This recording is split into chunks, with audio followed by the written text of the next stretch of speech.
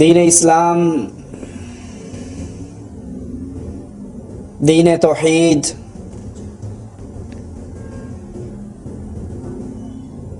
جس کی اساس اور بنیاد بندوں کو بندوں کی بندگی سے ہٹا کر ایک اللہ عز و جل کی بندگی کروانا، جس کا بنیادی مقصد لوگوں کے اندر سے شرک کی بیماری کو ختم کرنا۔ اسی مقصد کے لیے انبیاء آئے، اسی مقصد کے لیے کتابیں آئیں، اسی مقصد کے لیے جہاد ہوا۔ رسول اللہ صلی اللہ علیہ وسلم فرماتے ہیں، امرت ان اقاتل الناس، مجھے تو حکم ہی اللہ نے یہ دیا ہے کہ میں لوگوں کے ساتھ قتال کروں یہاں تک کہ یہ لا الہ الا اللہ کی گواہی نہ دے دیں۔ لیکن شیطان بھی ہر دور کے اندر اہل ایمان کے ساتھ جنگ کرنے کے لیے تیار کھڑا ہے۔ توحید کی دعوت دیتے رہیں، وہ مختلف راستوں سے شرک کے راستے کھولتا رہے گا، کبھی اولیاء کی محبت کے اندر، کبھی صالحین کی پیار کے اندر۔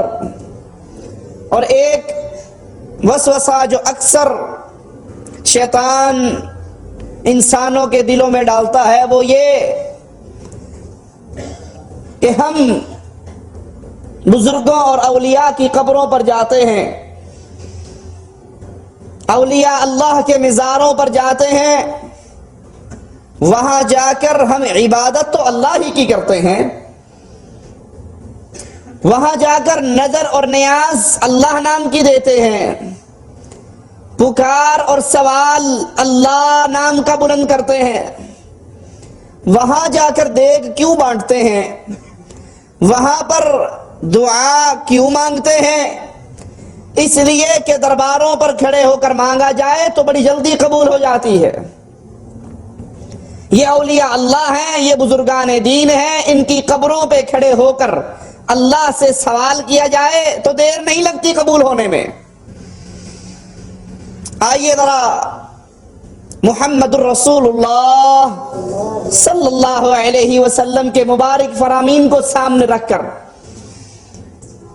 اس سوچ کا اسلام کے ساتھ مقارنہ کر کے تو دیکھیں، کیا اسلام میں اولیاء اللہ کی قبروں پر جانا، بزرگوں کی قبروں پر کھڑے ہو کر اللہ عز و جل کی عبادت کرنا جائز ہے یا حرام؟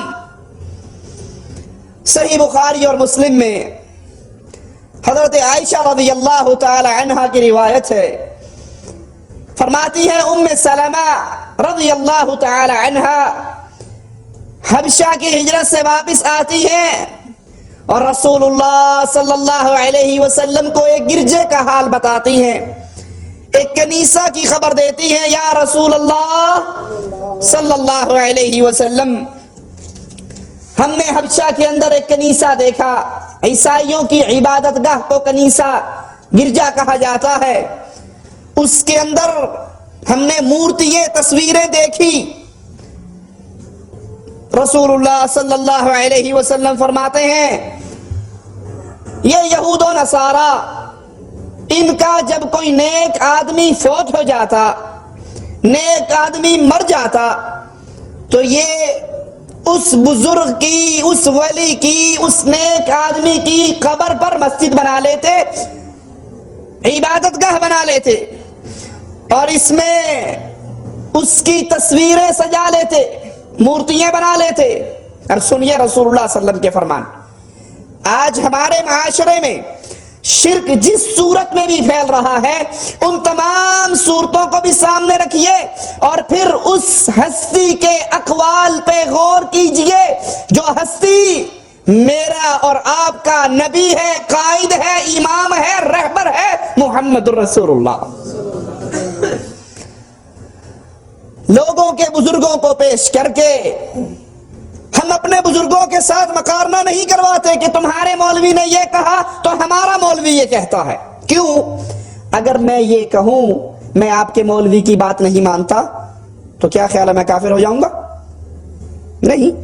اگر آپ کہیں مولانا صاحب ہم آپ کی بات نہیں مانتے یا آپ کے مولوی کی بات نہیں مانتے، آپ کے بزرگ کی بات نہیں مانتے، تو آپ کے ایمان میں کوئی فرق نہیں آئے گا.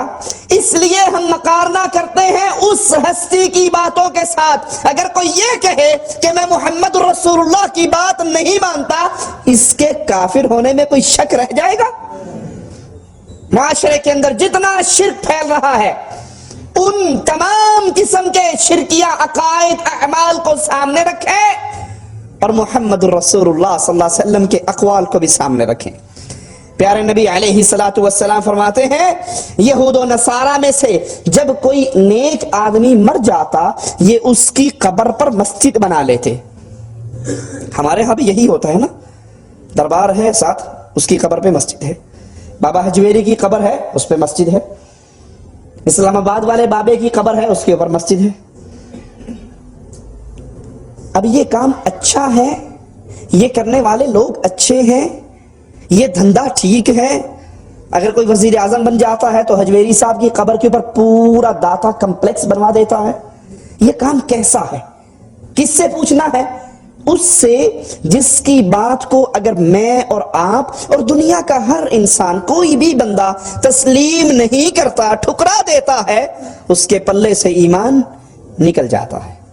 رسول اللہ صلی اللہ علیہ وسلم فرماتے ہیں سنو، اللہ کے نزدیک بزرگوں کی قبروں پر عبادت گاہیں مسجدیں بنانے والوں کے بارے میں نبی فرماتے ہیں اللہ کے نزدیک یہ سب سے بدترین مخلوق ہے. یہ نہیں کہا یہ سب سے بدترین انسان ہیں، یہ نہیں کہا. اللہ کے نزدیک اولیاء اللہ کی قبروں پہ قبے، مزار، دربار، خانقاہیں بنانے والے اللہ کی مخلوق میں سے سب سے زیادہ بدترین ہیں. سوچئے گٹر کی گندگی میں رینگنے والا کیڑا کس کی مخلوق ہے؟ گندگی جس کی خوراک ہے، وہ کیڑا جو گندگی میں چلتا ہے، جس کی خوراک گندگی ہے، جو اس گندگی پر زندہ رہتا ہے، وہ کس کی مخلوق ہے؟ اس کا خالق اللہ ہے. اور اللہ کے نبی فرما رہے ہیں صلی اللہ علیہ وسلم جو بزرگوں کی قبروں پر مسجدیں بنائے وہ کائنات کی تمام مخلوقات میں سے اللہ کی سب سے بدتر گندی مخلوق ہے. یعنی مشرک اور شرک کو پھیلانے والا کیڑے سے بھی کیا گناہ ہے. رسول اللہ صلی اللہ علیہ وسلم اور حضرت عائشہ فرماتی ہیں کہ یہاں حبشہ والوں نے دو فتنوں کو جمع کر دیا. پہلا فتنہ کہ انہوں نے اولیاء کی قبروں پر مسجدیں بنائی، قبے بنائے، درگاہیں بنائی، وہاں پہ وہ اعمال ہونے لگے، پہلا فتنہ. دوسرا فتنہ انہوں نے بزرگوں کی، اولیاء کی مورتیں، تصویریں، صورتیں بنائی. اور یہ شیطان کا دوسرا وار ہے کہ شیطان اس طریقے سے انسانوں میں شرک پھیلاتا ہے جیسے قوم نوح کے اندر شیطان نے پنجتن پاک، ود، سوا، یعوس، یعوق، نصر، ان اولیاء اللہ کی صورتیں بنوائی اور پھر ان صورتوں کی محبت میں اتنا غلو کیا کہ قوم نوح شرک کرنے کے لیے شرک کرنا اس نے شروع کر دیا. امام بیضاوی رحمہ اللہ فرماتے ہیں وہ لوگ یعنی یہود و نصارہ وہ لوگ مسجد میں نماز پڑھتے، نماز اللہ نام کی مسجد میں نماز پڑھتے اور پھر قبلہ ان بزرگوں کی قبروں کی طرف کرتے. یعنی نماز پڑھتے ہوئے اپنا قبلہ بزرگوں کی قبروں کو سامنے رکھتے اور ان کی طرف منہ کر کے نماز پڑھتے. ذرا جائیے اپنے اپنے معاشرے کے اندر دیکھیے، ہمارے ہاں بھی قبر درمیان میں ہوتی ہے، چاروں طرف درویش بیٹھ کے قرآن پڑھتا ہے یا نہیں پڑھتا؟